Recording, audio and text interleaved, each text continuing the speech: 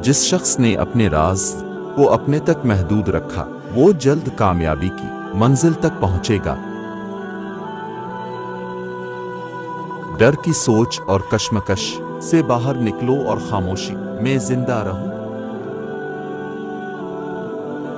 महक मर जाए तो इश्क पुख्ता हो जाता है।